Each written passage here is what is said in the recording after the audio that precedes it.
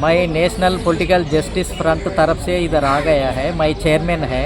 वो national level में ये कमेटी फंक्शन हो रहा है, हमारा ऑर्गेनाइजेशन चला रहे। इधर आने के लिए क्या है मतलब बोले तो अति पिछले वर्गों को हिस्सा के लिए पॉलिटिकल फील्ड में पॉलिटिकल पावर में हिस्सा लेने के लिए इधर आए। वो आज़ाद आने के बाद 79 ईयर्स हो गए आज़ाद आए। 79 ईयर्स के बाद भी वो अति पिछले वर्गों को हिस्सा नहीं मिले। वो लोकसभा सीट में, एमएलए सीट में, हर एक स्टेट में, सेंट्रल में वो लोग थोड़ा जो स्टेट पूरा रहता वो लोगों को, मगर एक ही जगह में वोट बैंक ज़्यादा नहीं थे। वो नाई है, वाशरमैन कम्युनिटी है, बैटर कम्युनिटी है, बहुत है। 6000 कम्युनिटीज़ में ओबीसी लोग 3000 के ऊपर रहता। 3000 में 1500 तक अति पिछले वर्गों रहता। वो लोगों को अभी तक हिस्सा नहीं है। एक एमएलए भी नहीं है, एमपी भी नहीं है। वो टाइम में कर्पूरी ठाकुर है एक मिनिस्टर, वो अति पिछले वर्गों पे सीएम, बिहार को सीएम हो गए हैं। वो ऐसा लोग एक मोदी गवर्नमेंट को क्या डिमांड कर रहे हैं, वो लोगों को अति पिछले वर्गों को, घुमंती कम्युनिटी लोगों को, घुमंती कम्युनिटी बीसी लोगों को, घुमंती बीसी लोगों को वो नॉमिनेटेड सिस्टम इंट्रोड्यूस करना है। वो सिस्टम ब्रिटिश में है, ब्रिटिश पीरियड में है। वो नहीं जीत पाए लोगों को वो नॉमिनेटेड सिस्टम में हिस्सा देने के सिस्टम है। अभी वो सिस्टम 20% अभी कॉन्स्टिट्यूशन में इंट्रोड्यूस करे तो वो लोगों को इलेक्शन के बाद वो लोगों को कोई कम्युनिटी नया है तो वो लोगों को नॉमिनेट कर रहे तो अच्छा रहता, नहीं तो वो सिस्टम वो अच्छा रहता, नहीं तो सेपरेट इलेक्टोरेट भी अलग सिस्टम है। अच्छा, ये जो मुद्दा था क्या राष्ट्रपति जी के पास गया हुआ है?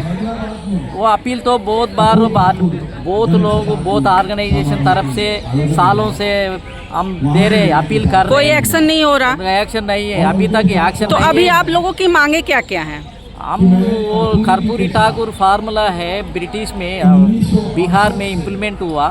अति पिछले वर्गों को एक एक्ट लाए हैं, वो महिलाओं को एक एक्ट लाए हैं, इकोनॉमिकली बैकवर्ड क्लास को भी इंट्रोड्यूस करे वो एमएलए में हिस्सा लेने के लिए। वो सिस्टम को सेंट्रल में अभी लाना है, इसलिए एक्ट में लाने के लिए हम एजिटेशन कर रहे हैं। और थोड़े दिन के बाद देश भर पूरा बड़ा एजिटेशन करने के लिए हम ये जॉइंट एक्शन कमेटी जैसे अब अभी ये कमेटी डालने के लिए कोशिश कर रहे हैं। तो ये चीज़ आप पूरे देश में करना चाहते हैं? देश में करना चाहते हैं। यूपी से आए, बिहार से आए, राजस्थान से है, बड़ा एक्सपीरियंस लीडर्स आए।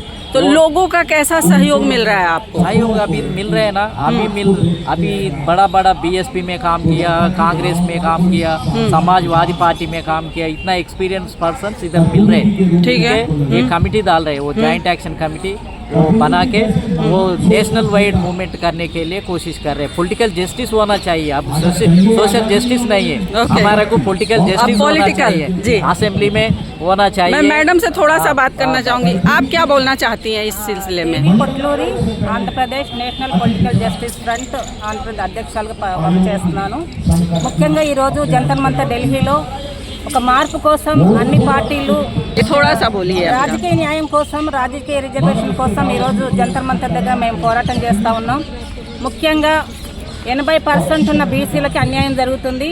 ఎక్కువ జనాభా ఉన్న వారికి కులగణన చేపట్టాల్సిన అవసరం ఉంది. కులగణనలో జనగణన అనేది మేము నేపథ్యం తీసుకుంటా ఉన్నాం.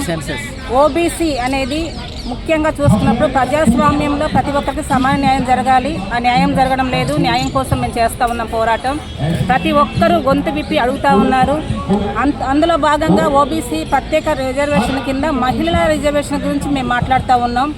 ఖచ్చితంగా మహిళా రిజర్వేషన్ కావాల్సిన అవసరం ఉంది. ప్రత్యేక రిజర్వేషన్ పార్లమెంట్లో ప్రతి ఒక్కరూ ఎవరైతే వెనుకబడిన వర్గాలు ఉన్నారో వారికి పార్లమెంట్లో చేరే విధంగా ఉండాలని మేము కోరుకుంటున్నాను. ధన్యవాదాలు.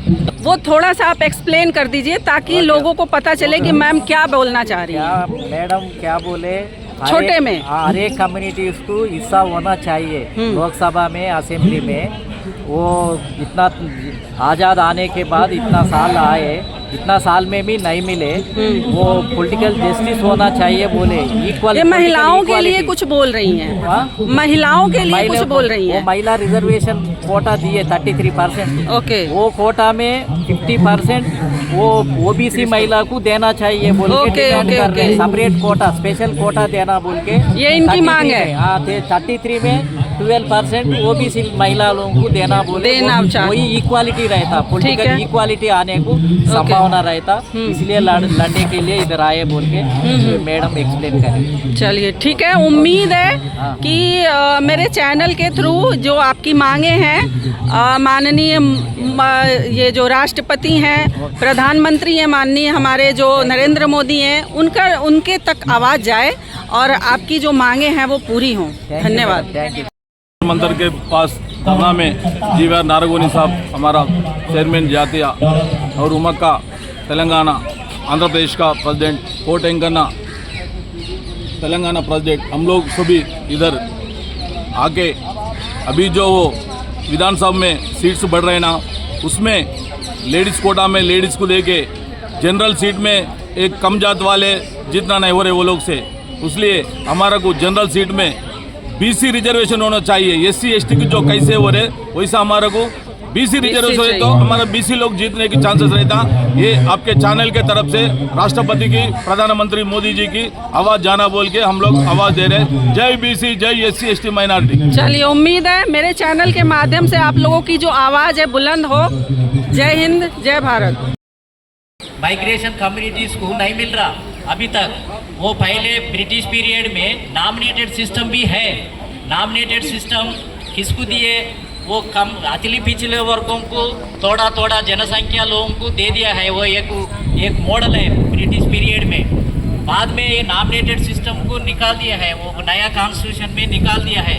हम अभी अपील कर रहे हैं, वो कर्पूरी ठाकुर मॉडल बोले तो अति पिछले वर्गों को, वो घुमंती कम्युनिटीज़ को, ओबीसी लोगों को हिस्सा मिलना है तो वो लोगों को सेपरेट अमेंडमेंट करना है। नहीं तो 20% लोकसभा सीट्स, 20% एमएलए सीट्स वो लोगों को वो देने के लिए, नॉमिनेट करने के लिए नया सिस्टम लाना है। अभी लोकसभा सीट्स तो 8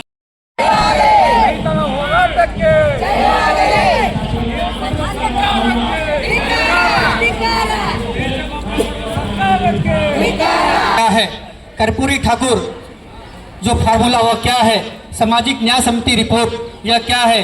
क्योंकि अभी तक जो हमारा अति पिछड़ा समाज है वह सिर्फ आज़ादी के इतने वर्ष बीतने के बाद भी सिर्फ यह वोट देने का एक फुटबॉल की तरह साथियों देश में सभी राजनीतिक पार्टियां इनका इस्तेमाल कर रही हैं।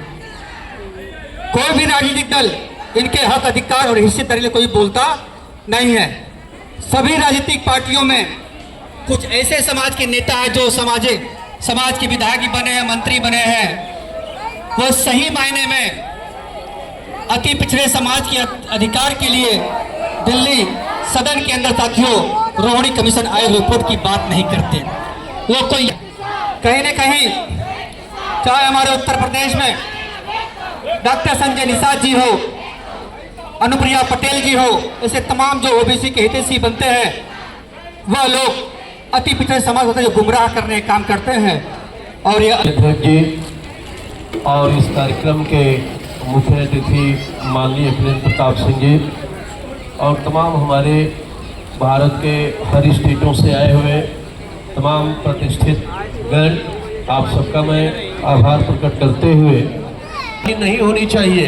ये जरा सोचिए, मैं जब सोचता हूँ कि भारत का एक ऐसा व्यक्ति जिसने कहा कि लाइसेंसिंग प्रणाली से तो जिनके पास पैसे होंगे जमींदार और तमाम लोग वो बंदूक खरीद लेंगे, लेकिन जो गरीब लोग होंगे वो तो बंदूक नहीं खरीद पाएंगे। इसलिए भारत का एक ऐसा लीडर जिसने कहा कि अगर आत्मरक्षा में सबको अधिकार होगा तो वो सभी लोग जो है आत्मरक्षा के लिए अपने हथियार रख सकते हैं। ऐसा कोई हिमाकत भारत की राजनीति में कोई नहीं उठा सका, लेकिन जिसको कर्पूरी ठाकुर ने उठाया था।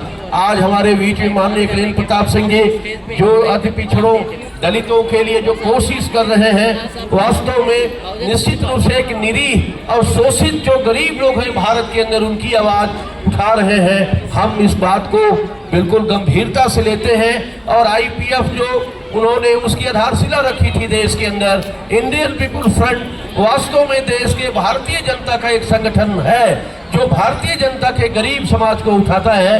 हम निश्चित रूप से मैं आज के दिन आप सभी बाबूराम सहित जितने भी हमारे साथी हैं मैं उनको धन्यवाद देता हूं। और अगर रोहिणी कमेटी ने रिपोर्ट दे दिया है और रिपोर्ट अगर दिया है उस तरह का एक न्यायाधीश के आयोग के रूप में रिपोर्ट दिया है तो भारत सरकार को उसको लागू करना चाहिए। इस